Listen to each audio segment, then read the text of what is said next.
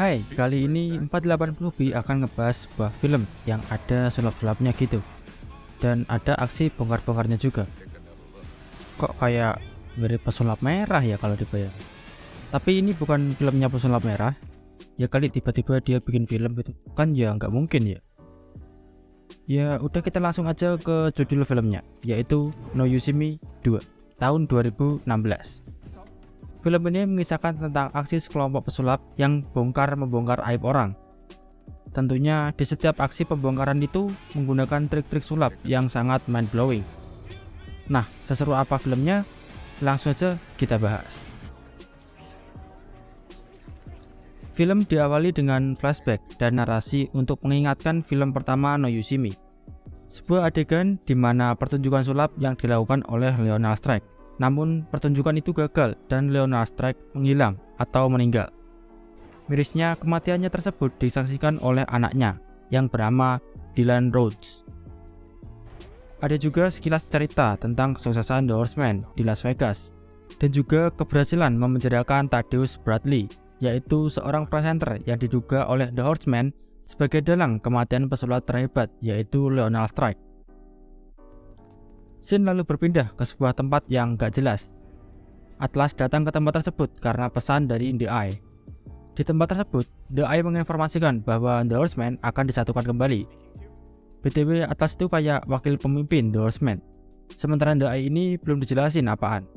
Dari film pertama juga belum dijelasin. Kita anggap The Eye ini kayak pemimpin besar pesulap dunia yang tahu segalanya.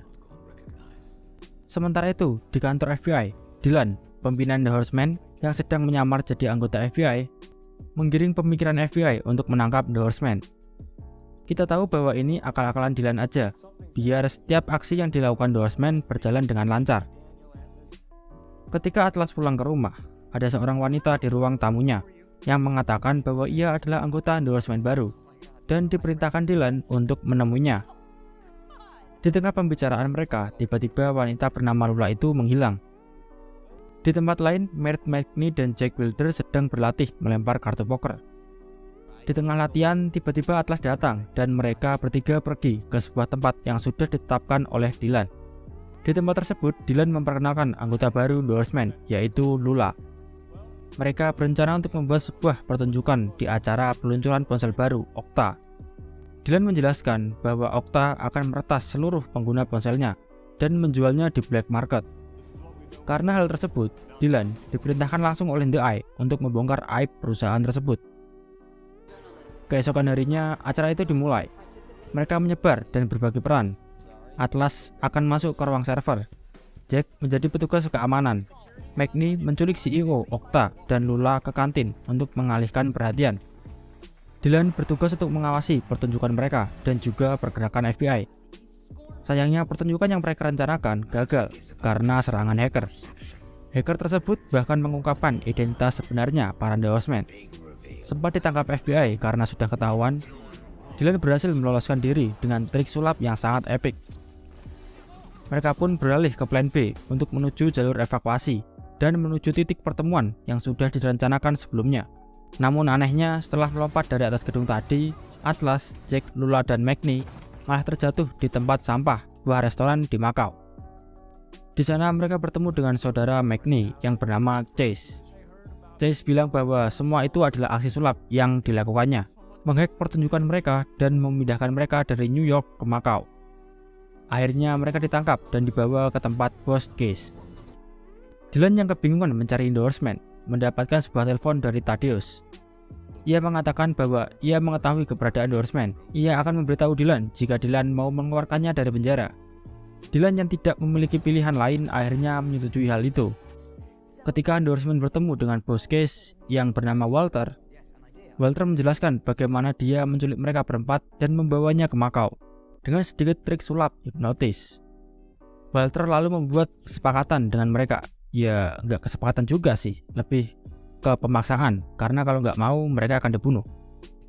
Walter menyuruh mereka untuk mencuri sebuah chip yang dapat mengakses seluruh informasi perangkat lunak di dunia.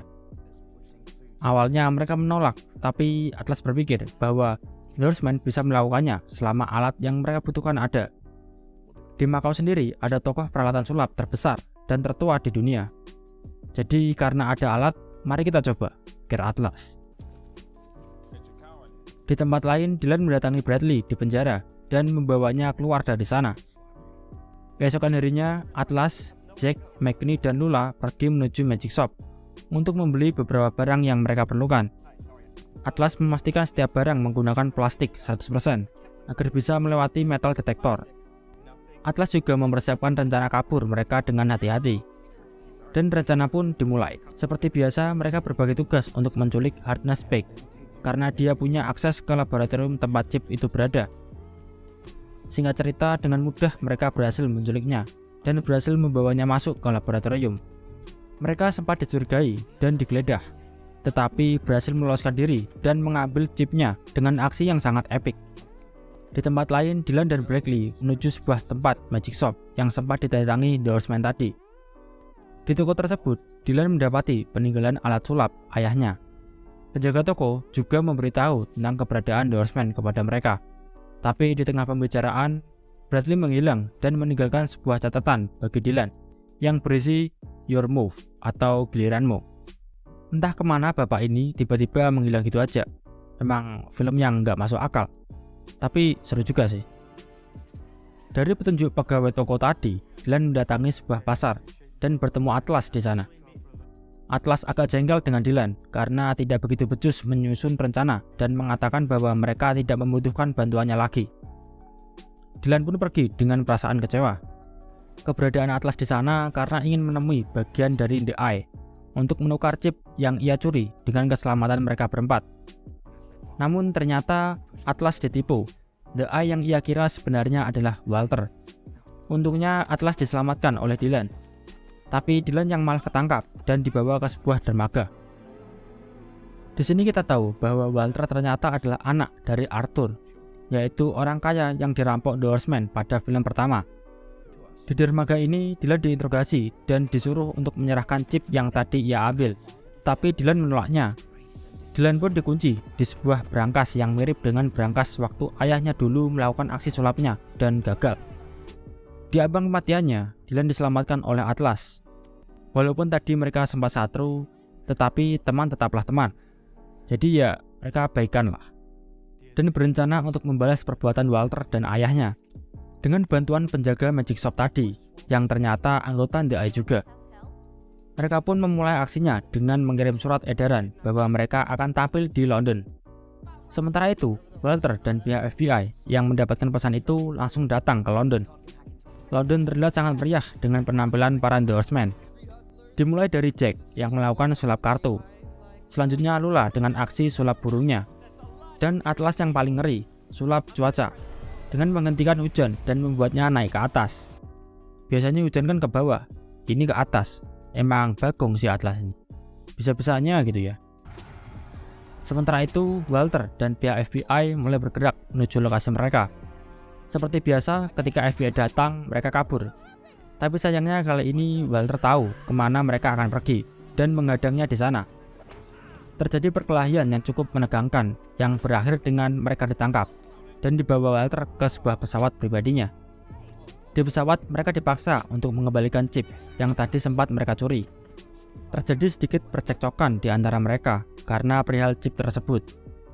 Karena sudah mendapat apa yang mereka inginkan dari The Horseman, Walter pun membuang mereka dari atas pesawat.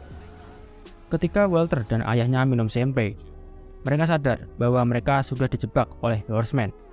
Benar saja, The Horseman tiba-tiba muncul dari jendela pesawat dan menyuruh mereka keluar. Ternyata pesawat itu tidak terbang.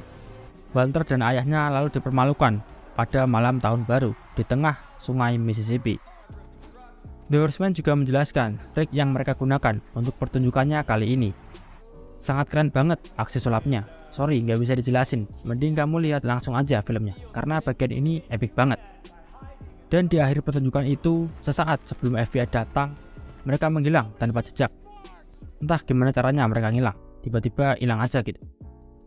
Di akhir film kita diperlihatkan The Horseman dibawa ke sebuah tempat yang kayak markas The Eye. Di sana mereka sangat terkagum-kagum karena semua yang telah mereka jalani seperti sudah direncanakan oleh The Eye. Di sana Dylan juga mengetahui bahwa Bartley adalah rekan ayahnya. Jadi Bartley ini dalam sulap kayak pengalih perhatian biar ayahnya Dylan, Lionel Strike, bisa melakukan aksinya.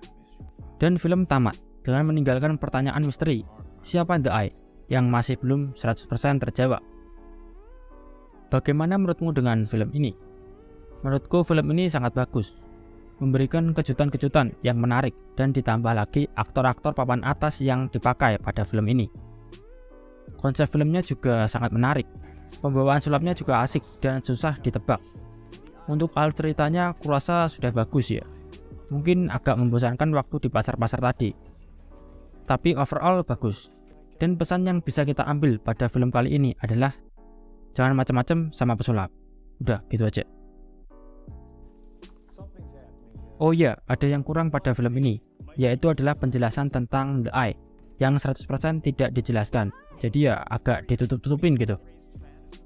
Dan juga film ini ditutup dengan ngambang gitu. Dan kabarnya juga film ketiganya belum pasti bakal dilanjut. Jadi buat penasaran apa itu The Eye. Jadi gimana menurutmu, bagusnya film ini dilanjut apa tidak? Sampaikan aja ke direkturnya, Pak John. Kalau kamu mau download filmnya bisa lewat link yang ada di deskripsi. Tinggal satu-satu aja beres. Tinggal tonton. Oke, sampai di akhir video. Bagi kamu yang suka dengan konten dan channel seperti ini, bisa like dan subscribe. Dan gitu aja videonya. Terima kasih.